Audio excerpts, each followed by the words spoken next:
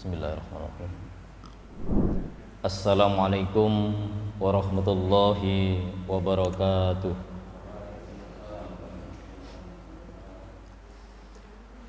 Alhamdulillah, alhamdulillahilladzi an'amana bi ni'matil iman wal islam wa arsyadana subulas salam. Asyhadu an la ilaha illallah wahdahu la syarikalah wa asyhadu anna Muhammadan abduhu wa rasuluh. Allahumma salli wa sallim ala nabiyyina Muhammadin wa ala alihi wa sahbihi ajma'in, amma ba'du. Ma'asyar muslimin, jamaah salat subuh yang diberkahi Allah. Alhamdulillah, di kesempatan yang mulia ini kita tergugah jiwa kita untuk hadir di masjid yang berkah. Tentu kehadiran kita ini dengan ketulusan dari lubuk hati yang paling dalam untuk mencari ridha Allah, dan kesemuanya ibadah yang kita lakukan hanya karenanya. Insya Allah dengan demikian kita menjadi mulia di hadapannya. Salawat dan salam semoga tetap terlimpah kepada junjungan kita Rasul kita Muhammad sallallahu alaihi wasallam. Baik Bapak Ibu jamaah yang dimuliakan Allah, pada kali ini kita masuk hadis keurutan 210. Nanti kalau bisa selesai masuk ke hadis 211, atau kalau memungkinkan bisa masuk ke hadis 212. Pada hadis ke-210, babud dalil ala annal muslimah la yanjus. Bab dalil atas sesungguhnya seorang muslim itu tidak najis. Hadisu Abi Hurairah radhiyallahu anhu qala laqiyani Rasulullah sallallahu alaihi wasallam wa ana junubun. Rasul menemuiku saat aku sedang junub. Fa akhadha biyadi, lalu beliau memegang tanganku. Famasyaitu ma'ahu hatta qa'ada, lalu aku pun berjalan bersama beliau hatta qa'ada, hingga beliau duduk. Fansalaltu minhu, lalu aku pergi pelan-pelan. Wa ataitu rohla, dan aku mendatangi rumahku. Faghtasaltu, lantas aku mandi. Summa ji'tu wa huwa qaidun, kemudian aku pun datang lagi menemui beliau dan beliau sedang duduk. Faqala, maka Rasul sallallahu alaihi wasallam menyampaikan, aina kunta ya Abahir, kemana saja kamu wahai Abu Hurairah? Fakultu lahu, maka aku katakan padanya, artinya alasanku untuk meninggalkan beliau pergi sebentar, ini saya pulang, kemudian saya mandi. Beliau ceritakan. Faqala, maka Nabi sallallahu alaihi wasallam bersabda, subhanallah. Beliau mengucapkan kalimat tasbih, subhanallah, maha suci Allah. Ya Abahir, wahai Abu Hurairah, innal mu'mina la yanjus, sesungguhnya orang yang beriman itu tidak najis. Hadis riwayat Bukhari. Baik, pada hadis ini menjelaskan tentang begitu tingginya para sahabat, untuk memuliakan Rasul SAW, di mana ketika berjumpa dengannya, bertemu dengannya, ngobrol, ya, artinya bergaul dengan beliau, para sahabat itu hatinya, ya, jiwanya, dirinya tidak merasa bebas. Ya, bahasa kita itu mboten srek. Ya, hati kita itu masih tidak enak. Kenapa? Memuliakan seorang Rasul, takzim terhadap Rasul SAW dalam keadaan junub. Nah, ini tidak enak. Belum mandi, kemudian Rasul yang menjemput saya, kata Abu Hurairah. Beliau ajak jalan-jalan, padahal saya belum mandi dalam keadaan junub. Diri Abu Hurairah tidak nyaman, ya, tidak bebas untuk berjumpa beliau. Nah, sehingga beliau pun juga ketika jalan-jalan lantas duduk, beliau ambil kesempatan. Ya, beliau ambil kesempatan untuk pulang, kemudian mandi, habis itu balik. Ya. Hadis ini juga menjelaskan bahwa Rasul ketika memberikan nasihat, memberikan masukan kepada umatnya, ini bukan hanya Abu Hurairah saja, memberikan nasihat kepada umatnya, beliau cari data dulu. Cari data dulu. Kenapa saya itu harus menasihati Abu Hurairah? Nah, saya tanya dulu permasalahannya. Demikian juga kita. Ketika kita itu mungkin si takmir atau jamaah sesama kita, yang biasa si A itu hadir untuk ikut kajian, lantas tanya sebelum kita nasihati, kenapa hari ini tadi tidak hadir? Nah, hari ini tidak hadir, alasannya, wah mohon maaf, habis sholat subuh saya ini sepedaan. Kira-kira diutamakan sepedaan ataukah ngaji? Pripun? Lebih penting pundi? Ginten-ginten wonten sholat sepedaan langsung. Nek kula lho nggih ya, luwih sae angke mawon. Ya, sepedaan dadi siang-siang. Nah, keranten nggih sinar matahari. Maka baru kita nasihati. Nah, sebaiknya sepedaan agak siang lah. Habis subuh ngaji. Ngaji apa saja? Baca Quran, ikut mendengarkan kajian. Artinya kita gunakan bahwa kesempatan yang kosong ini, hari pertama kita ya mengingat Allah dulu sebelum kita bergerak kepada hal-hal yang lain. Jadi cari data dulu, kemudian baru kita sampaikan. Rasul pun juga demikian. Ketika ingin menasihati para sahabatnya, ya, punya data dulu. Datanya apa tadi? Beliau tanya.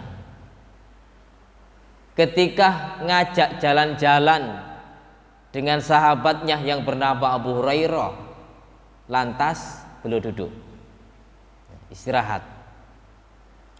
Lah istirahat ini Abu Hurairah cari celah pulang, ya, pulang pelan-pelan. Kemudian sampai di rumah mandi, lantas balik lagi. Ini pertanyaan Rasulullah, aina kunta ya Abahir, kemana saja kamu Abu Hurairah? Nah ini Abu Hurairah itu panggilannya di dalam hadis itu Abu Hurairah. Kemudian panggilannya juga Abu Hir, sama saja. Ya, cuma nama aslinya kan Abdurrahman bin Sakhr Ad-Dausi.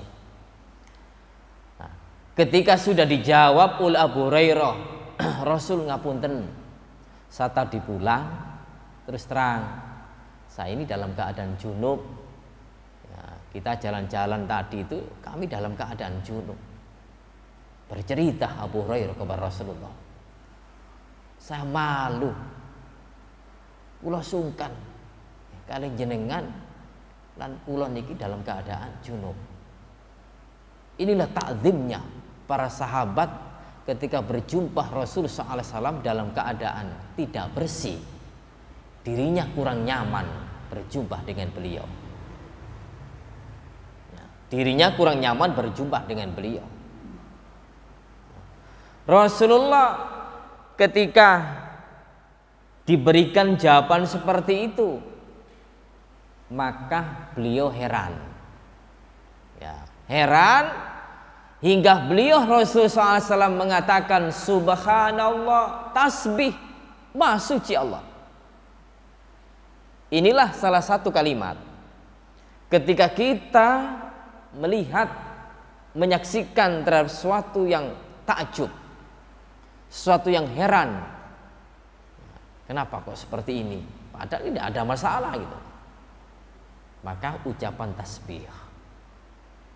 Nah, demikian pula kita menyaksikan sesuatu yang tanda-tanda kebesaran Allah Subhanahu wa taala. Lihat kita perhatikan surat Ali Imran ayat 90. Ali Imran 90. Inna fi khalqis samawati wal ard wa ikhtilafil laili wan nahar la ayatil liulil albab. Sesungguhnya dalam penciptaan langit, penciptaan bumi, dan pergantian waqtilafil laili wan nahar, pergantian malam dan siang, itu merupakan tanda-tanda kebesaran Allah. Tanda-tanda kebesaran Allah. Kemudian bagi siapa? Liulil albab, bagi orang yang berakal. Lanjutannya surah Al-Imran itu. Surah Al-Imran itu alladzina yadhkuruna Allaha qiyaman wa qu'udan wa 'ala junubihim. Orang-orang yang berzikir, mengingat Allah dalam keadaan berdiri, dalam keadaan duduk, dalam keadaan berbaring. Wa yatafakkaruna fi khalqis samawati wal ard.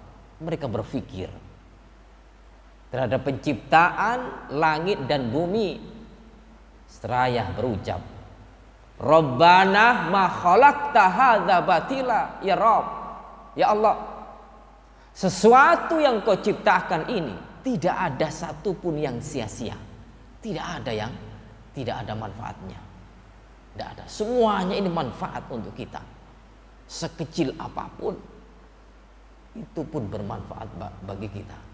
Kemudian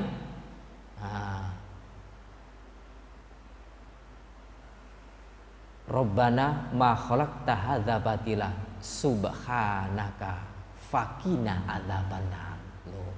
Tasbih, Allah menyampaikan seperti itu. Maha suci Allah, maha suci Rabb, maka hindarkanlah diriku ini dari azab neraka. Artinya ketika kita itu menyaksikan sesuatu yang heran dari ciptaan Allah yang maha agung itu, kemudian kita pun juga menyaksikan sesuatu yang heran yang semestinya itu tidak dilakukan oleh saudara-saudara kita, maka bisa kita ucapkan subhanallah atau takbir Allahu akbar atau la ilaha illallah. Nah, boleh kalimat-kalimat yang kalimat thayyibah itu, karena dalam hadis kullu ma'rufin shadaqah, ya, kullu ma'rufin shadaqah, setiap yang baik itu adalah sedekah. Al kalimatut thayyibatu shadaqah, kalimat yang baik itu adalah sedekah. Di antaranya subhanallah, alhamdulillah, Allahu akbar, la ilaha illallah. Di dalam hadis yang panjang, setiap tulang rusuk manusia, setiap manusia itu kan terdiri dari 360 apa ya? Dalam? Terdiri dari 360. ruas tulang ini. Dan 360 itu butuh yang namanya sodako. Dijelaskan Rasulullah, subhanallah sodako, alhamdulillah sodako, Allahu akbar sodako. Kemudian pada hadis yang lain, tabassumuka fi wajhi akhika sodako, senyummu kepada saudaramu itu adalah sodako.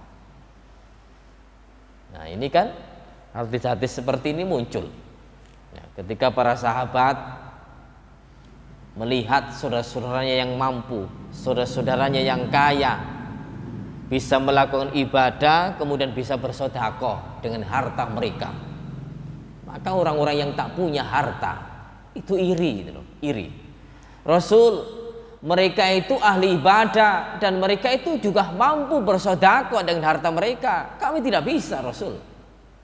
Kemudian Rasul memunculkan tasbih sedekah, tahmid sedekah, takbir sedekah, tahlil sedekah, tabassumuka fi wajhi akhika sedekah, senyummu kepada saudaramu itu adalah sedekah. Sehingga tidak harus ya dana, materi, tapi kalau kita punya itu kita lakukan, kita manfaatkan untuk mengeluarkan sedekah. Kalau tak mampu, ya bisa dengan kalimat-kalimat thayyibah. Nah, baik. Sesuatu yang mengherankan terhadap diri Rasulullah SAW, beliau mengucapkan kalimat tasbih, subhanallah, maha suci Allah. Oh, heran. Wahai Abu Hurairah, sesungguhnya orang yang beriman itu tidak najis. Sesungguhnya orang yang beriman itu tidak najis. Maknanya bahwa hadis ini menjelaskan kita, umat Rasulullah, orang-orang yang beriman itu tidak najis ya, secara maknawi. Secara maknawi dan najis. Artinya bukan berarti ketika orang yang beriman itu tertempeli barang najis kemudian dan najis, ya najis. Dengan sebab barang yang najis tadi, orangnya tetap, fisik kita mana yang melekat pada najis kita itu, najis yang ada pada tubuh kita bersihkan, setelah itu selesai. Maka di dalam hadis ya dikatakan riwayat Bukhari, al muslimu la yanjus hayyan wala mayyitan. Orang muslim itu tidak najis baik yang hidup atau yang mati. Baik yang hidup atau yang mati. Sehingga ketika hadis ini mengatakan, menjelaskan tentang junub ya, maka orang junub itu keringatnya atau badannya kita sentuh tidak najis. Loh, orang junub tidak najis. Cuma nanti kalau akan melaksanakan sholat wajib mandi. Nah, di sini lantas orang junub itu belum mandi bisa jalan-jalan. Kemana saja? Ini Rasul ngajak Abu Hurairah, dan Abu Hurairah itu dalam keadaan junub diajak jalan-jalan ke kota Madinah. Kelilingnya di Madinah. Nah, kita umpama junub, kita boleh jalan-jalan kemana-mana. Kemudian nanti kalau nunggu sholatnya sampai duhur, ya menjelang duhur, kita bisa untuk mandi. Atau kalau kita itu ingin sholat duha, maka sebelum sholat duha mandi dulu. Artinya sebelum sholat baru wajib mandi. Sehingga merembet ke semuanya. Orang junub malam-malam habis sisa, kemudian apakah harus mandi langsung habis sisa itu? Tidak. Ketika akan melaksanakan sholat, ingin sholat malam, mandi dulu. Oh, sholat malam lewat, kemudian menjelang subuh baru bangun. Ketika akan melaksanakan sholat subuh, wajib mandi jinabat. Nah, Di sini hadis menjelaskan tentang perihal orang jinabat itu tidak najis, dan ya, baru kewajiban mandi jinabat adalah ketika akan melaksanakan sholat. Ini orang yang beriman, orang muslim.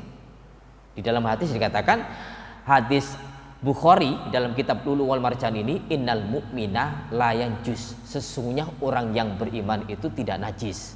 Kemudian di hadis yang lain, ya, di hadis yang lain riwayat Bukhari juga, al muslimu la yanjus, orang muslim tidak najis, hayyan walah mayitan, orang yang hidup ataupun orang yang mati tidak najis. Ini. Kemudian orang non muslim dikatakan oleh Allah Subhanahu wa taala dalam surat At-Taubah ayat 28. Ya ayyuhalladzina amanu, wahai orang-orang yang beriman, innamal musyrikuna najasun, sesungguhnya orang-orang musyrik itu najis. Fala yaqrabu al-masjidal haram, maka mereka tidak boleh untuk mendekat kepada Masjidil Haram ba'da amim hada, sesudah tahun ini. Nah, sesudah tahun ini, maknanya orang non muslim masuk Masjidil Haram dilarang karena beliau najis secara maknawi. Maknanya jiwa, keyakinan mereka najis, tidak mengesahkan Allah Subhanahu wa taala. Mereka mempersekutukan Allah Subhanahu wa taala. Inilah letak kenajisan mereka. Namun secara fisik pun juga tidak najis. Kita salaman boleh, ya, bersentuh dengan orang non muslim juga boleh. Tapi jiwanya najis, sehingga dilarang oleh Allah Subhanahu wa taala untuk mendekat kepada Masjidil Haram. Mendekat saja tidak boleh, apalagi masuk. Kapan itu dilarangnya? Ba'da ami madza, setelah tahun ini, yaitu tahun 9 Hijriah. Nah, turunnya ayat itu. Nah, baik, Bapak Ibu jamaah yang dimuliakan Allah Subhanahu wa taala, ini penjelasan pada hadis ke-210. Selanjutnya masuk ke hadis 211. Hadisu Anas bin Malik radhiyallahu anhu qala kana Nabi sallallahu alaihi wasallam idza dakhala al-khala, apabila seseorang masuk WC, masuk tempat buang air, qala, beliau mengatakan, Allahumma inni a'udzubika minal khubusi wal khaba'is. Ini doanya. Allahumma inni a'udzubika minal khubusi wal khaba'is. Ya Allah, sesungguhnya aku berlindung kepadamu dari godaan setan, setan laki-laki dan setan perempuan. Nah, ini setan laki-laki dan setan perempuan. Hadis ini perihal tentang babu mayakulu idah aroda duhulul khala. Bab yang menjelaskan, ya, tentang ucapan seseorang atau doa seseorang apabila hendak, bahasanya hendak masuk tempat buang air, baik air kecil ataupun air besar. Hadis ini tadi, ya, idza dakhala khala, apabila, makna aslinya apabila seseorang itu telah masuk, telah. Nah, inilah di dalam kalimat itu kadang kita jumpai yang semestinya itu ada digunakan untuk hadis itu beredaksi digunakan untuk akan masuk. Padahal redaksi hadisnya sebelum doa itu pakai lafadz fi'lul madhi. Namun fi'lul madhi seperti ini itu dimanai aroda, akan. Demikian pula wudu di dalam Al-Quran idza kumtum ila sholati faksilu. Ketika engkau hendak mendirikan salat maka berwudulah. Maknanya itu. Maka ini pun juga demikian, apabila engkau hendak masuk tempat buang air, hendaklah mengucapkan Allahumma inni a'udzubika minal khubusi wal khobais. Masuk WC, masuk kamar mandi, di situ tempat buang air. Lah, di sini tadi dijelaskan, ya Allah, sesungguhnya aku berlindung kepadamu dari godaan setan jenis laki-laki dan setan jenis perempuan. Minal khubusi wal khobais. Lafat khubus, ya, baknya itu kan didoma di sini. Boleh dibaca, ya, minal khubthi, boleh. Berarti diwakafkan, mati, sukun. Minal khubsi wal khobais. Atau minal khubusi wal khobais. Setan dari jenis, ya, laki-laki dan jenis perempuan. Di dalam kamar mandi atau WC itu memang tempatnya, ya, tempatnya yo jin-jin itu, ya, tempatnya jin. Makanya di dalam hadis Rasul SAW menjelaskan, inna hadil khusus, sesungguhnya tempat buang hajat ini, ya, muhtadaratun, dihadiri. Nah, dihadiri oleh siapa? Oleh jin. Faidah ata ahadukum al-khala, maka ketika engkau akan masuk, engkau akan menghadiri, engkau akan mendatangi tempat buang air tadi, falyakul Allahumma inni a'udzubika minal khubusi wal khobais. Hendaknya orang itu berdoa. Nah, cuma redaksi hadis ini berbunyi falyakul a'udzubillahi minal khubusi wal khobais. Namun digandeng doanya tadi seperti hadis di Bukhari tadi ini, Allahumma inni a'udzubika minal khubusi wal khobais, yang mengetengahkan, yang menjelaskan tentang bahwa kamar mandi itu adalah didatangi tempatnya jin. Inna hadil khusus muhtadaratun fa idza ata ahadukum al khala falyakul a'udzubillah minal khubusi wal khobais. Nah, ini sehingga Bapak Ibu, kita pun juga harus, ya, betul-betul memperhatikan secara serius ketika kita masuk ke tempat buang kotoran, tempat buang air besar ataupun kecil, hendaknya tidak melupakan tentang doa ini. Inilah Rasulullah mengajarkan kepada umatnya untuk bertakarrub senantiasa dimanapun beliau berada. Ketika akan masuk ke tempat buang air, beliau senantiasa ingat Allah sebagai pendekatan dirinya untuk mendapatkan naungan dan pengawasan dari Allah Subhanahu wa ta'ala. Ini merupakan ta'abudiyah juga, sebagai pengabdian dirinya kepada Allah. Dan ini juga merupakan anjuran, disunahkan ketika orang itu masuk kamar mandi, masuk WC, masuk tempat buang air. Atau mungkin, maaf, kalau orang-orang zaman dulu, kalau buang air besar itu kemana? Sungai kan ya? Sungai. Ya tetap. Ketika kita masuk ke tangga, ya, turun tangga untuk ke sungai itu, doa Allahumma inni a'udzubika minal khubusi wal khobais. Ya.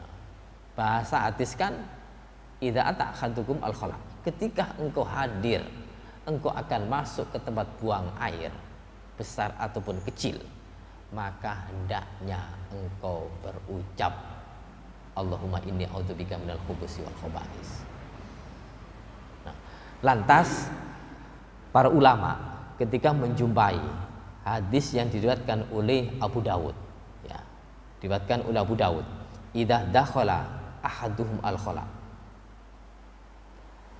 ayakulah bismillah, apabila salah seorang dari mereka, maksudnya apa? Rentetan hadisnya, satru ma baina ayunil jin, sesuatu yang menutupi pandangan jin.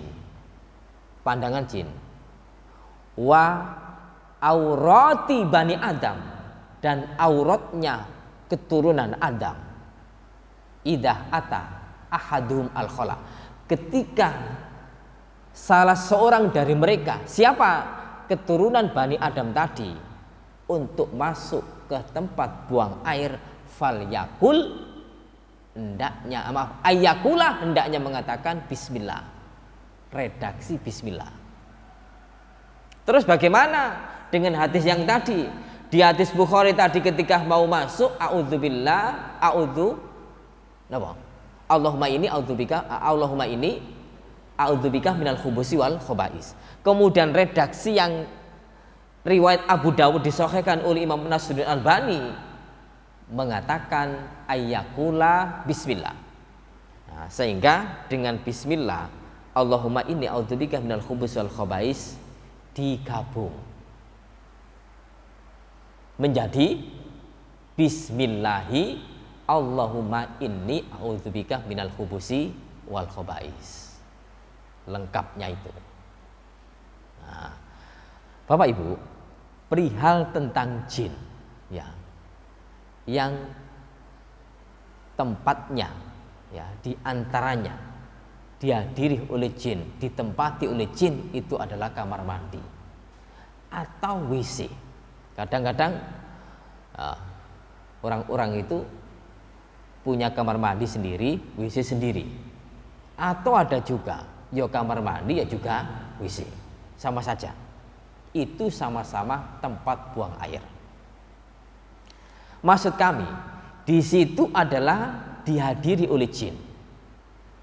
Jin itu dalam surat Al-A'raf ayat 27 Allah mengatakan, ya, innahu yarakum wa qabiluhu, sesungguhnya dia jin dan teman-temannya dan pengikut-pengikutnya, yarakum, melihat kamu, melihat kita.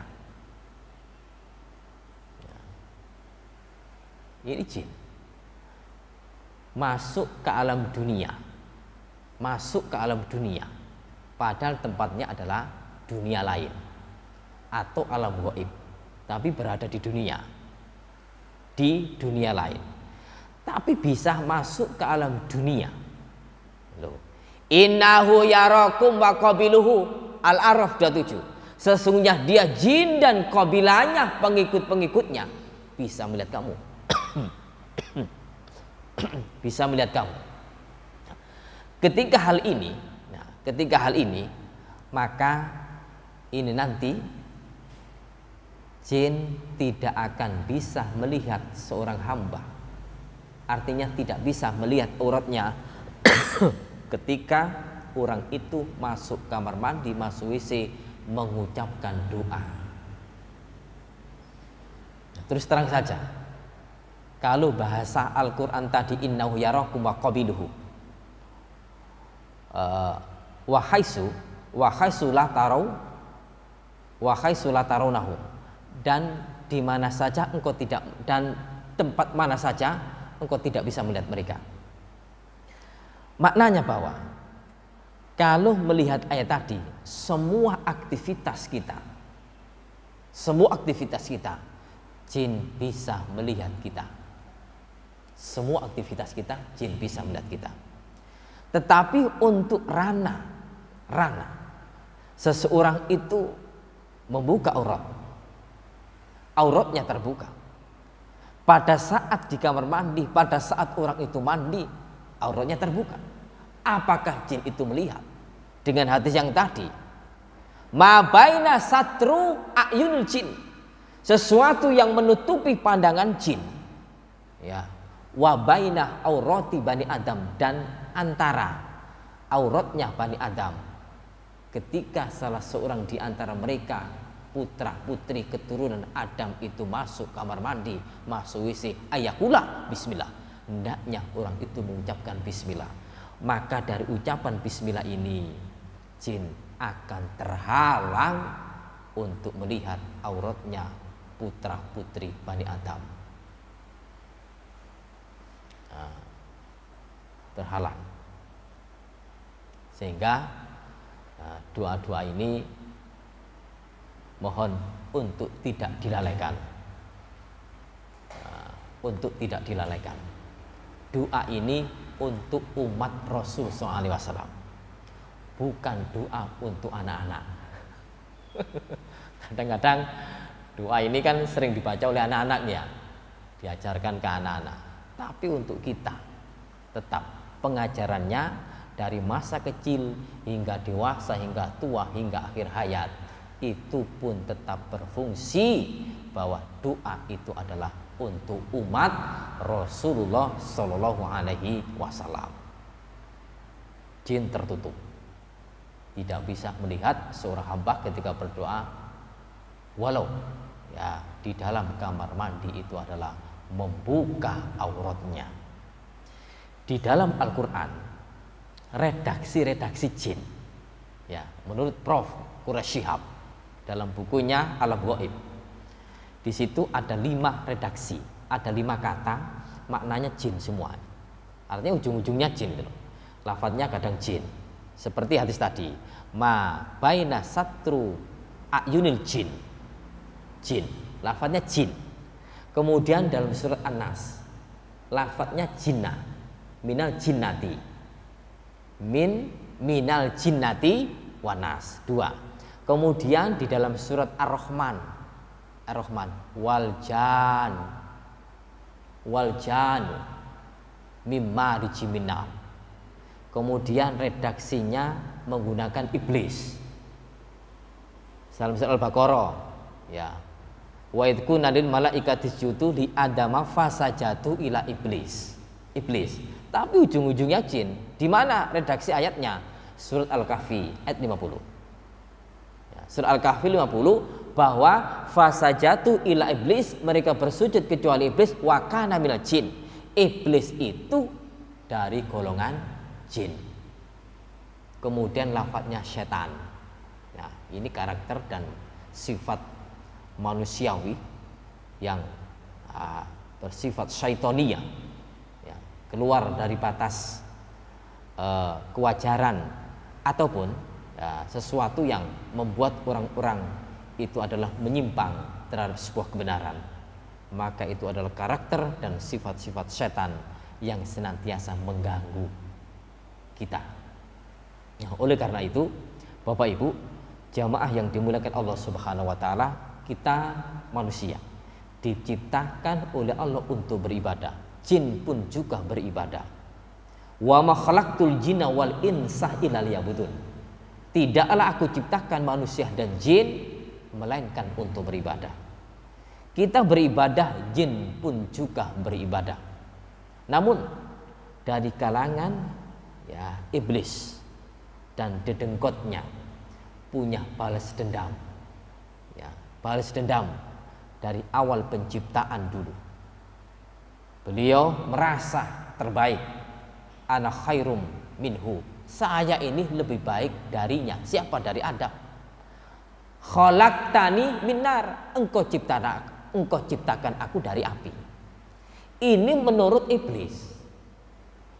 Ya, menurut iblis, bahwa api itu adalah lebih baik daripada tanah yang menjadi ya bahan untuk menciptakan Adam menurut iblis. Tapi Allah tidak mengatakan seperti itu. Dari situ terus sampai kelak berakhir hari kiamat. Ya, hari kiamat. Maka jin selesai untuk menggoda. Dan hari kiamat itu juga ada hari kiamat kecil, kematian manusia. Ketika orang itu nazak sakaratul maut, akan meninggal dunia, jin bergelombol, wahai kawan-kawanku, kesinilah engkau. Kalau engkau tidak berhasil untuk menggoda orang ini, tidak ada kesempatan lagi untuk menggoda. Sehingga orang yang sakit dalam keadaan nazak sakaratul maut, jangan sekali-kali saudaranya, ya, terutama keluarganya, untuk meninggalkan. Mungkin dari bapaknya, ayahnya, saudaranya akan meninggal dunia. jangan ditinggalkan. Talqin terus, lakinu mautakum la ilaha illallah. Ajari kalimat la ilaha illallah. Kelak mangkana fi akhir kalami la ilaha illallah jannah. Siapa yang akhir hayatnya mengucapkan kalimat la ilaha illallah akan masuk surga. Ketika seorang hamba itu mampu mengucapkan kalimat la ilaha illallah, jin kalah, iblis kalah, setan kalah. Maka sudah tidak ada kesempatan lagi untuk menggoda ya, manusia ini. Kita kalah. Tapi kalau mampu jin itu menggoda sehingga orang matinya dalam keadaan sul khotimah, mereka merasa berhasil untuk kelak memasukkan ya, dari sebab amal yang busuk tadi sebagai titik penghabisan hidupnya, mengantarkan ke neraka. Ya, tugasnya setan menggoda manusia itu karena sudah balas dendam dari dulu. Dan masuknya jin ke tubuh manusia menggoda dengan perasaan, dengan pikiran. Ya, makanya masuknya setan, inna syaiton yajri minal insan majrodam. Sesungguhnya setan itu berjalan ke dalam tubuh manusia lewat aliran darah. Lewat aliran darah. Sehingga tidak heran ketika orang kemasukan kerasukan jin, ya, maka meripatnya melotot, fisiknya pun juga berbeda dengan normalnya, punya kekuatan tersendiri. Tapi ya, karena masuknya ke aliran darah, ketika jin itu didoai oleh hamba-hamba Allah, kemudian keluar dengan cara bagaimanapun doa itu dipanjatkan untuk minta pertolongan dan bantuan Allah Subhanahu wa taala, jin akan keluar. Maka si manusia tadi rata-rata merasa kecapean karena darah kalau sudah dikocak ya, oleh jin, oleh setan yang masuk dalam tubuh manusia lewat aliran darah tadi, terasa payah si manusia tadi. Nah, oleh karena itu Bapak Ibu jamaah yang dimuliakan Allah Subhanahu wa taala, untuk memahami hadis ini tadi kiranya cukup ya penting kita maknai, kita ambil daripada penjelasannya, sehingga buat kita adalah sebagai petunjuk, buat ilmu untuk kehidupan kita, agar dalam mengarungi kehidupan kita ini senantiasa mendekatkan diri kepada Allah Subhanahu wa taala. Yang kedua, kita selalu berada di aturan-aturan Allah dan Rasul SAW untuk menyelamatkan diri kita, mendapatkan kemuliaan di hadapan Allah Subhanahu wa taala, baik di dunia dan di akhirat. Kiranya itu cukup atau tambah satu lagi? Cukup ya. Akhir kalam kita akhiri dengan doa kafaratul majelis. Subhanakallahumma wa bihamdika asyhadu an la ilaha illa anta astaghfiruka wa atubu ilaik. Wassalamualaikum warahmatullahi wabarakatuh.